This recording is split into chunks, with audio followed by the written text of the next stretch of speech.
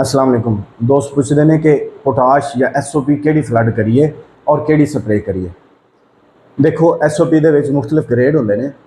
SOP नूं cheque करन दा बेहतरीन पैमाना यह है कि SOP जिन्नी ज़्यादा पानी दे विच हल पजीर होएगी उन्ना ज़्यादा उहदा रिजल्ट होएगा। खास तौर पर लैब टैस्ट दे विच कुछ कंपनियां जीरो क्लोराइड यानी कि हॉर्टिकल्चरल ग्रेड, इस ग्रेड टैक्नीकल नाम है, ग्रेड रखा है हॉर्टिकल्चरल ग्रेड, ये क्लोराइड जीरो होंगे ने। जिस वक्त सैंपल करो क्लोराइड जीरो होंगे ने। ऐसी SOP नूं असीं स्प्रे भी कर सकते हैं और यदा हमेशा फ्लड रिजल्ट ज़्यादा होएगा, यदी पानी च हलपजीरी ज़्यादा होएगी। दो चार इदारे मार्केट दे विच ऐसे है ने जिहड़ी अच्छी पोटाश दे रहे हैं, लेकिन जेन्युइन प्रोडक्ट और अच्छे डीलर को लेना वो तुहाडा काम है। अच्छी चीज़ इस्तेमाल करोगे तो तुहानूं फ़ायदा। ये वाहद आइटम ऐसी होंदी है कि जिहदे उत्ते तुहाडा रेवेन्यू बहुत ज़्यादा लगता है। कोई भी SOP का बैग है 15,000 14,000 12,000 इस रेंज दे विच मिल रहा होंदा है।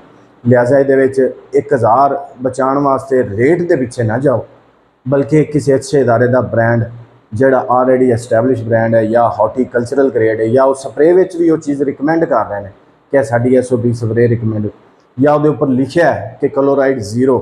यह दो चार चीज़ा ने SOP दे विच तुसीं चैक कर सकते जे। मुंजर बनने तो पहले धान वाले काश्तकार SOP लाजमी फ्लड करो।